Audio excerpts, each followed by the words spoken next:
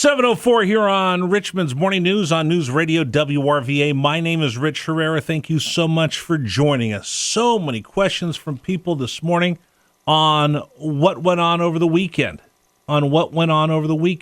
Does any country have the legal right to arrest the president of another country? Is one that we have repeated to us all morning long. So let's run out to the WRVA Newsmaker hotline. Joining us right now, Brent Sadler from the Heritage Foundation, foreign policy expert, former Navy officer, joining us here on NewsRadio WRVA. Good morning, sir. Good morning. Thanks for having me on. Absolutely. It's nice to see you this weekend. You were on quite a bit on cable television, and I had to have you on this morning to help explain what exactly has gone on and some of the misnomers that people have. So let's start with the modern drug cartel, because so many people are talking about this cartel of the Suns, the Mexican cartels. A lot of people, in getting text messages, talking to folks this weekend, have the idea that the cartels are set up like the old Godfather, with somebody sitting at the head the way Pablo Escobar was, and that model. That's morphed in the last 25 years. That's where Nicolas Maduro fits into this. So can you explain to us how the modern drug cartel and drug trade is run differently than we, as most Americans, expect it to be?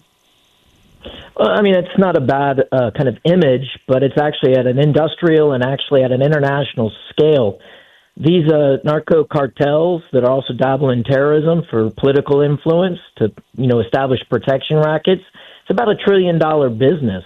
And that's not really fully incorporating the fentanyl markets that they have and the human trafficking and other rackets that they run. But, largely that's the cocaine.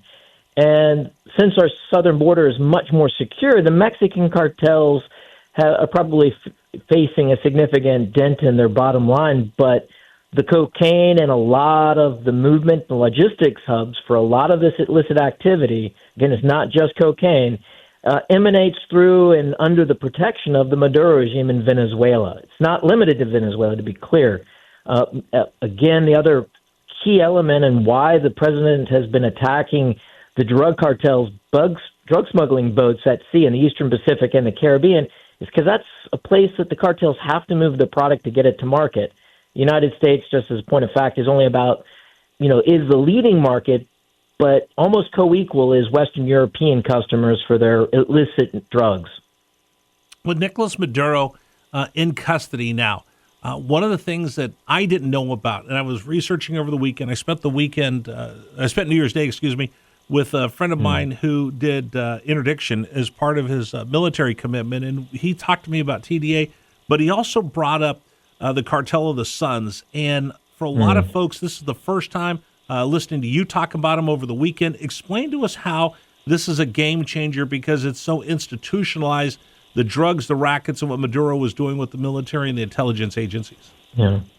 Well, to be clear, the game is still in play. This has just been the first chess piece taken off the board, and Maduro and his wife both are indicted, and both have a lot of information, intelligence that can be provided, that'll be gleaned in the coming weeks, that'll actually sharpen and probably accelerate this war on the drug cartels. And that's the focus here, and that's the groups that have been hurting and killing Americans on the streets through their drugs, but also through direct violence of their affiliated drug gangs like Tren de Aragua.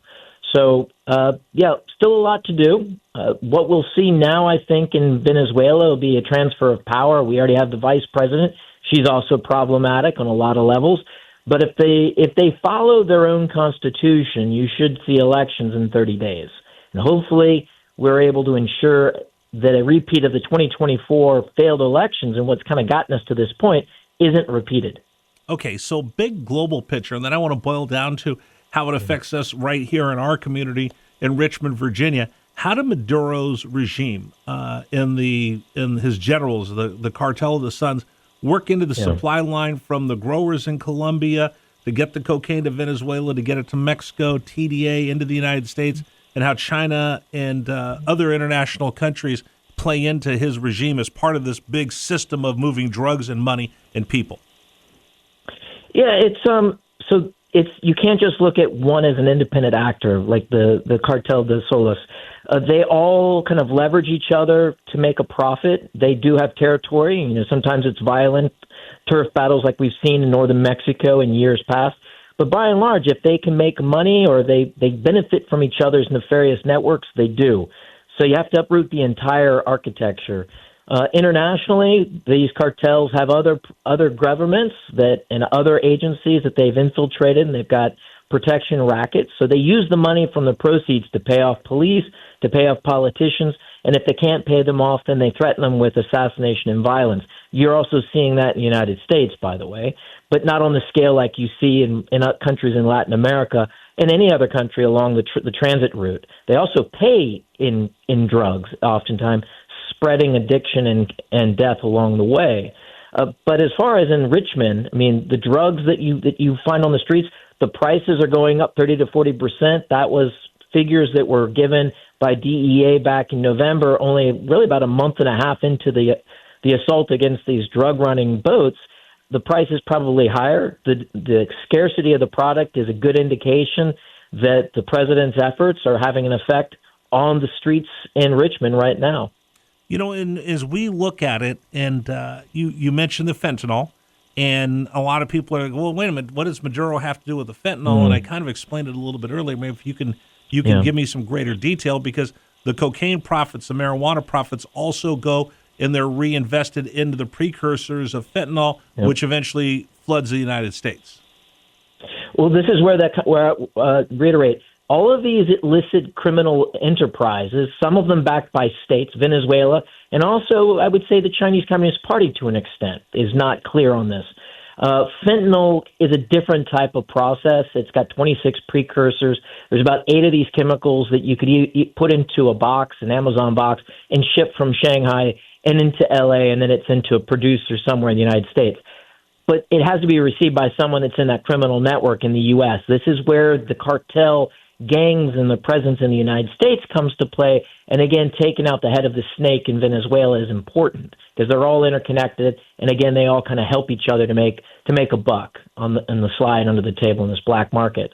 But again, the fentanyl, there's about 8 or so of these precursors that you could ship that are being tracked.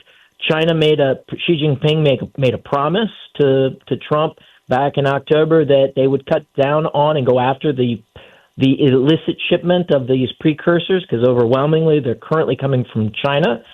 We'll see if they actually stick to that. I'm very skeptical. But the other problem with this is as the Chinese ratchet it down, those same Chinese chemical companies will shift production and their marketing from other places. And the Indians also have a host of illicit chemical producers that are also in this market. So it's like whack-a-mole. And our drug enforcement, our police, and our military and special forces have to be very nimble and global in their reach and also in their sight as to where and how these cartels flow like water to whatever opening in this cracks they might be in our defenses. That's where I wanted to go next. So a lot of people sitting here in Richmond, Virginia this morning, in Central Virginia, kind of shrug their shoulders. Okay, what does this have to do with me? But we're talking, by the way, right now with Brent Sadler of the Heritage Foundation. If you recall, when Donald Trump first came into office, there was a massive bust of TDA members in Northern Virginia. Bondi, Youngkin, Kash Patel. Yep. They took down what I called a waypoint for TDA. The sheriff in Chesterfield County says, I have TDA members locked up in my jail right now. TDA doesn't work for Maduro, but they work in cooperation. So whatever Maduro's doing down in Venezuela ultimately ends up here through TDA and affecting our community. Am I getting that correct? Yes, I mean, I'm a Virginian, and I-95, corridor going all along the East Coast is a known transit route. The police know about this. TDA has been in there. MS-13 is another one that has killed Virginian high school students have been murdered by these violent gangsters. They all are connected back to Latin America. Tren de Aragua, there was an intelligence assessment that was being attacked early on in the Trump administration. Some of the deep state, some will call them, were trying to distract or to try to change the language to soften or to water down the official connections of the Maduro government to Tren de Aragua.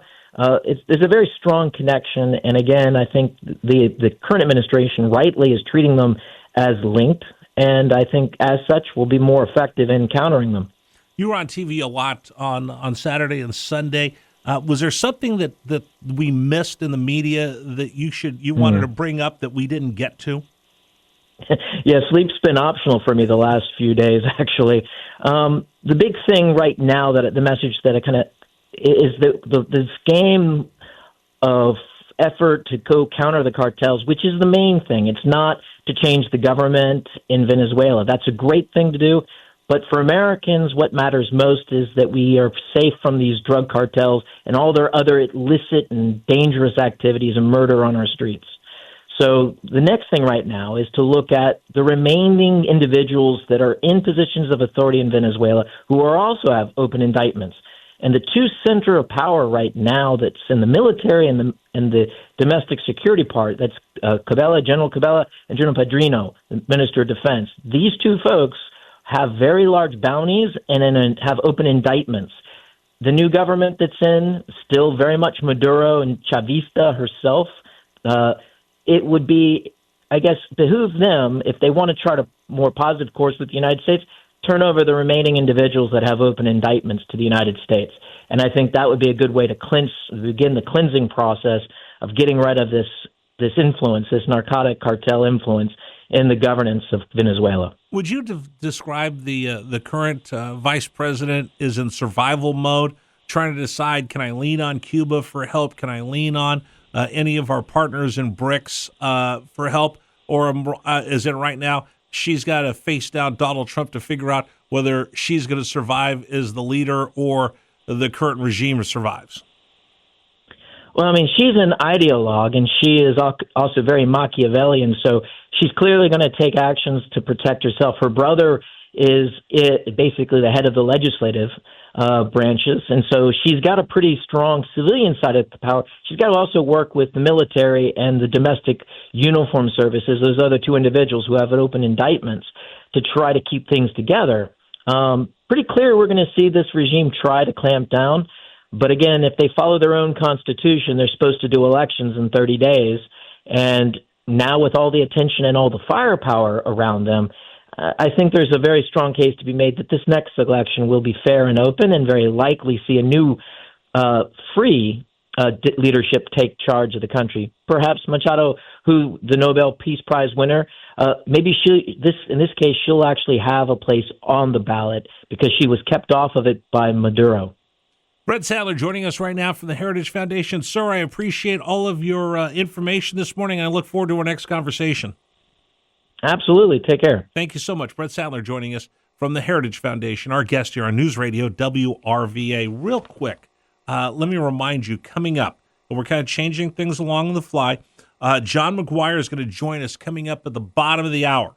Then coming up at 8:35, we'll hear from the other side of the aisle with Jennifer McClellan. VA4 will join us. Also, we're going to push back.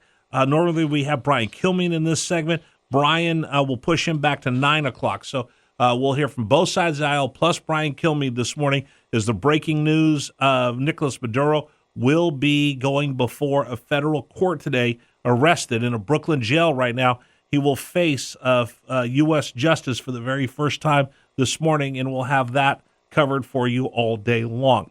Again, this is the Voice of Virginia News Radio, WRVA. Real quick, let me remind you, as you get ready for 2026 to kick off and get going, what are you going to do? Are you going to have a New Year's resolution? Are you going to change your life? Or you just sit there and be a couch potato again? Got an idea. In 2026, with confidence, with energy, feeling like you did in your 20s and your 30s, if you're over the age of 40, you know that when you start to feel that way, it's not right. There's something wrong. It's your testosterone more than likely. It starts to wane when you hit 40. That's why men's wellness centers have helped thousands of men for nearly a decade at places like right here in Richmond, Virginia, Virginia Beach, Newport News. So call right now and get checked out. Sit down with a licensed physician. They'll draw blood. They'll do lab work. You'll get the results in one day along with the plan, if it is your testosterone, to get back to feeling the way you did in your 20s, 30s, and just knock 2026 out of the ballpark. Call them right now, 1-800-410-3577. And if you mention News Radio WRVA and Rich Herrera, It's free. That first consultation, including the lab work, is on the house. Call them 1-800-410-3577 or visit them online at menswellnesscenters.com. Are you fed up with rising auto repair costs and fewer repair options? You're not alone. Big automakers are blocking local repair shops and drivers from making routine fixes, and that's driving up costs for American families. As automakers aim to control basic repair data, tools, and parts, it's becoming more costly, time-consuming, and sometimes impossible for trusted local shops to compete. Too many drivers are forced to go to manufacturer-controlled service centers where they'll pay 36% more on average. When you buy a car, it's yours. You should decide where it gets fixed, not big corporations. Thankfully, the Repair Act, championed by leading conservatives Dr. Neil Dunn and Senator Josh Hawley, would level the playing field. It will ensure equal access to needed repair information and tools, protecting jobs, hundreds of thousands of small businesses, and putting choice back in your hands. Your car, your call. Tell Congress to pass the Repair Act at carrepairchoice.org. Paid for by the Car Coalition.